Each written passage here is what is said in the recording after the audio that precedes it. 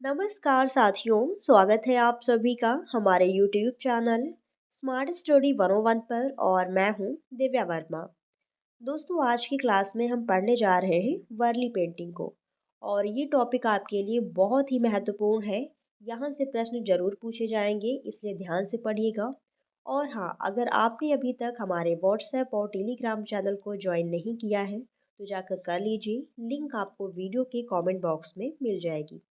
और जो विद्यार्थी इस पीडीएफ को चाहते हैं वो हमसे टेलीग्राम चैनल पर कांटेक्ट कर सकते हैं। ठीक है, तो चलिए फिर पढ़ना स्टार्ट करते हैं। तो पहला पॉइंट यहाँ पर दिया हुआ है स्थान, यानी कि जो आपकी वर्ली चित्र है ये कहाँ से संबंधित है, मुख्य रूप से कहाँ पर बनाए जाते हैं। तो ध्यान रखिएगा, महाराष्ट्र में। अगर प्रश्न पूछ लिया जाए कि वर्ली लोक कला कहाँ से संबंधित है तो ध्यान रखिएगा महाराष्ट्र से। ये मुख्य रूप से महाराष्ट्र में ही बनाई जाती है। फिर नेक्स्ट पॉइंट क्या कह रहा है, वर्ली चित्रकला एक प्राचीन भारतीय कला है जो कि महाराष्ट्र की एक जनजाति वर्ली द्वारा बनाई जाती है। यानी महाराष्ट्र राज्य में एक जनजाति है जिसका नाम है वर्ली और इसी के द्वारा ये पेंटिंग बनाई जाती है, इसीलिए इसका नाम पड़ गया वर्ली पेंटिंग।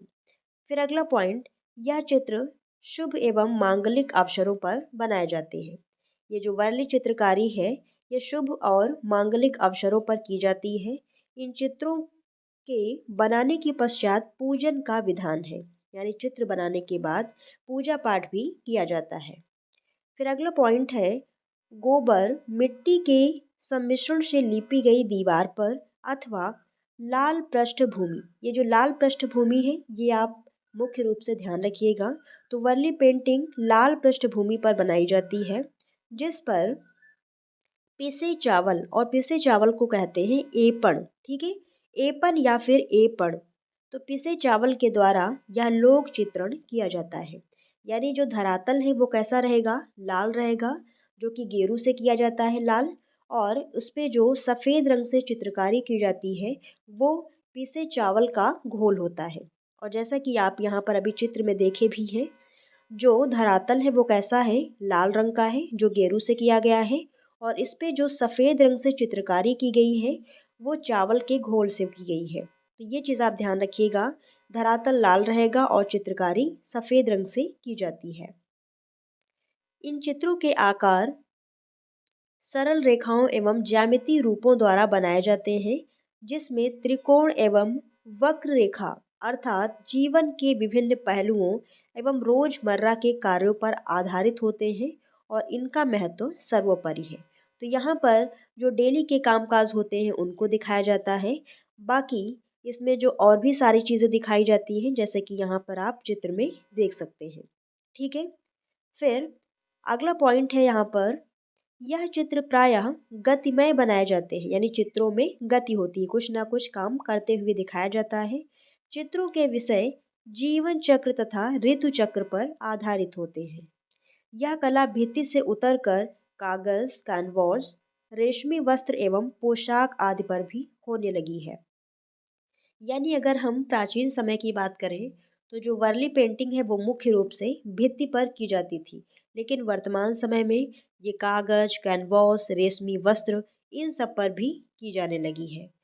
फिर अगला पॉइंट है यहाँ पर, पीसे चावल के स्थान पर सफ़ेद पोस्टर एवं एक्रेलिक रंगों का प्रयोग होने लगा है। तो यहाँ पर जो पॉइंट दिया हुआ है ये वर्तमान के बारे में बता रहा है कि वर्तमान समय में, आधुनिक समय में पीसे चावल के स्थान पर सफ़ेद पोस्टर या फिर एक्रेलिक रंगों का प्रयोग होने लगा है। ठीक है, और पारंपरिक रूप से जो वर्ली पेंटिंग बनाई जाती थी उसमें जो धरातल है वो गेरू से बनाया जाता था, यानी लाल रंग का। और उसके ऊपर जो चित्रकारी की जाती थी वो चावल के पिसे घोल के द्वारा की जाती थी।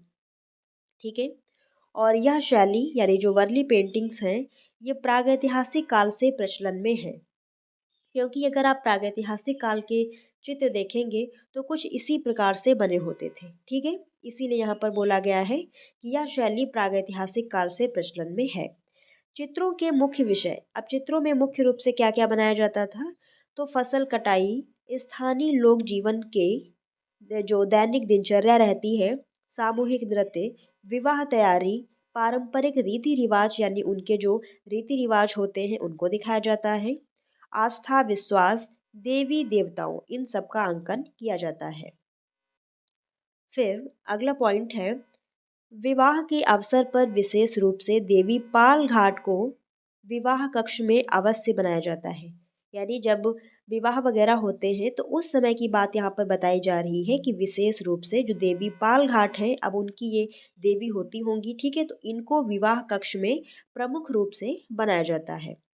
और इनका अंकन प्रायः चौकोर, हाँ, वर्गाकार चौकोर में किया जाता है। यानी इस प्रकार से वर्ग बना लेते हैं, इसके भीतर जो देवी पाल घाट है उनका अंकन किया जाता है। और साथ ही में देवी के जो पति हैं पंचश्रिया, इनको भी अंकित किया जाता है। फिर अगला पॉइंट है यहाँ पर, इसके अतिरिक्त विवाह की तैयारी का दृश्य तथा बुजुर्गों की नव दंपति को आशीर्वाद देते हुए भी बनाया जाता है। और अगला पॉइंट है, वर्ली समाज में ओझा का सम्मान बहुत अधिक किया जाता है। तो पॉइंट ध्यान रखिएगा कि वर्ली समाज में जो ओझा है उसका सम्मान बहुत किया जाता है, या फिर उसका जो औहदा है वो बहुत ही महत्वपूर्ण है। आगे समझिए, इस चित्रांकन के लिए ये लोग बांस की पतली टहनी या फिर शीक का प्रयोग करते हैं। ये पारंपरिक रूप से यहाँ पर आप पढ़ रहे हैं, ये पारंपरिक रूप से बनाने के लिए बांस की पतली टहनी या फिर शीक का प्रयोग करते हैं। वर्तमान में तो लोग ब्रश से बनाते हैं और बहुत सारी चीज़ों का इस्तेमाल करते हैं। फिर नेक्स्ट पॉइंट यहाँ पर है, कई वर्ली चित्रों में दर्शाए गए मुख्य पहलुओं में से एक है तरपा नृत्य। अगर पूछ लिया जाए कि जो तरपा नृत्य है वो किससे संबंधित है, तो वर्ली पेंटिंग से। और तरपा होता क्या है, तो एक तुरही जैसा वाद्य यंत्र होता है। ध्यान रखिएगा, अगर पूछ लिया जाए कि तरपा क्या है, तो ये एक वाद्य यंत्र है, ठीक है, वाद्य यंत्र है। और पुरुष और महिलाएं अपने हाथों को आपस में जोड़कर तरपा वादक के चारों ओर एक घेरा बनाते हैं। जैसे कि यहाँ पर आप देख सकते हैं इस चित्र में, इसके बीच में ये एक पुरुष आकृति बनी हुई है और इसने जो अपने हाथों में पकड़ रखा है ये, ठीक है, यही क्या है, तरपा है। और इसके चारों ओर आप देख सकते हैं स्त्री और पुरुष हाथ में हाथ जोड़कर इस प्रकार नृत्य कर रहे हैं। अब इसमें देखिए, जिनके पीछे बालों का ये जूड़ा टाइप में बना है ये महिला आकृतियां हैं, और जिनका सिर केवल ऐसे सिंगल है वो पुरुष आकृतियां हैं। तो इससे आप जान जाएंगे कि पुरुष और महिलाओं दोनों को बनाया गया है। और बीच में जो पुरुष यहाँ पर है वो तरपा वाद्य यंत्र अपने हाथ में पकड़े हुए हैं, ठीक है, तो यही तरपा वाद्य यंत्र है। आगे समझिए अगला पॉइंट क्या कह रहा है, वर्ली के बीच पुरुष देवता असामान्य है और अक्सर उन आत्माओं से संबंधित होते हैं जिन्होंने मानव आकार ले लिया है। अनुष्ठान चित्रकला में केंद्रीय रूपाकार शिकार, मछली पकड़ते हुए और खेती, पेड़ों, जानवरों को चित्रित करने वाले दृश्यों से घिरा हुआ है। अनुष्ठान चित्रों में दर्शाए गए सामान्य दृश्य त्योहार और नृत्य हैं। फिर नेक्स्ट पॉइंट है यहाँ पर, लोगों और जानवरों को उनके सिरों पर जुड़े दो विपरीत त्रिभुजों द्वारा दर्शाया गया है। ऊपरी त्रिभुज धड़ को दिखाता है और जो निचला त्रिभुज है वो श्रोणी को दर्शाता है। यानी कि यहाँ पर जो स्त्री पुरुषों को बनाया जाता है वो दो त्रिभुजों के द्वारा बनाया गया है। जैसे कि यहाँ पर आप देख भी सकते हैं, दो विपरीत त्रिभुजों के द्वारा स्त्री पुरुषों को दिखाया गया है। एक त्रिभुज ऊपर की तरफ है, एक त्रिभुज नीचे की तरफ है, ठीक है। अभी मैं आपको बना के बता रही हूँ। यहाँ पर देखिए, कुछ इस तरीके से बनाते थे, जैसे कि ये एक त्रिभुज ऊपर की तरफ हो गया, एक त्रिभुज नीचे की तरफ हो गया, ठीक है। और इस प्रकार से इनके हाथ बना देते हैं और ऊपर यहाँ पर सिर बना देते हैं। जिनके पीछे इस प्रकार से जूड़ा बना है वो महिलाएं हैं, और जिनमें ये जूड़ा नहीं बना है वो क्या है, पुरुष आकृतियां हैं, ठीक है। तो ध्यान रखिएगा, अगर पूछ लिया जाए कि उल्टा त्रिभुज या फिर विपरीत त्रिभुजों का इस्तेमाल किसमें किया जाता है, तो वर्ली पेंटिंग में। और अगला पॉइंट यहाँ पर दिया हुआ है कि वर्ली कला का एक मुख्य विषय है एक त्रिभुज, ठीक है, त्रिभुज का निरूपण।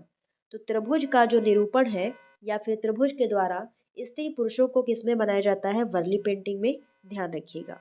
और यहाँ पर भी जो वर्ली पेंटिंग है उसका भी यहाँ पर दृश्य दिखाया गया है। इसमें देखिए कुछ महिलाएं हैं, वो यहाँ पर जैसे लग रहा है खाना बना रही है, तो ये सब क्या है, दैनिक काम है।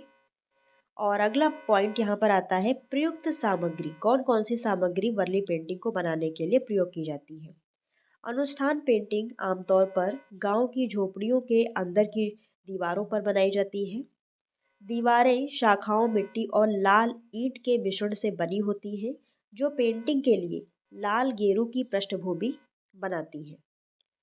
वर्ली केवल चावल के आटे और पानी के मिश्रण से बने सफेद रंग द्रव्य से पेंट करते हैं, जिनमें गोंद को बंधक के लिए इस्तेमाल किया जाता है।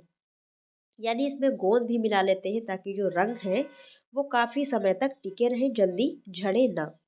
दीवारों को केवल विशेष अवसरों जैसे कि शादियों पर, त्योहारों पर या फसल को चिन्हित करने के लिए चित्रित किया जाता है। वे इसे इस भावना के साथ बनाते हैं कि जो आने वाली पीढ़ियां हैं वो इन्हें देख सकें और इनसे सीख सकें। और यहाँ पर देखिए एक वर्ली पेंटिंग बनी हुई है, जो कहाँ की है, देखिए यहाँ पर कर्नाटक के मानिक नगर स्थित मानिक पब्लिक स्कूल में भारत की सबसे बड़ी वर्ली कला दीवार पेंटिंग। ठीक है, यहाँ पर ये कर्नाटक में बनी हुई है, बहुत ही बड़ी पेंटिंग है और बताया जा रहा है कि ये भारत की सबसे बड़ी वर्ली पेंटिंग है। ठीक है, तो इसी के साथ आज की वीडियो समाप्त होती है और आशा करती हूँ कि ये वीडियो आपको पसंद आई होगी। सो प्लीज़ दोस्तों, वीडियो को लाइक शेयर ज़रूर कीजिएगा और कहीं पर अगर आपको किसी पॉइंट में कोई डाउट हो, कोई समस्या हो, तो आप हमसे टेलीग्राम चैनल पर कांटेक्ट कर सकते हैं। और टेलीग्राम चैनल अगर आपने ज्वाइन नहीं किया है तो तुरंत अभी कर लीजिए, उसका कोई भी पैसा नहीं पड़ता है, फ्री ऑफ कॉस्ट है। ठीक है, तो मिलते हैं नेक्स्ट क्लास में, तब तक के लिए धन्यवाद साथियों, जय हिंद।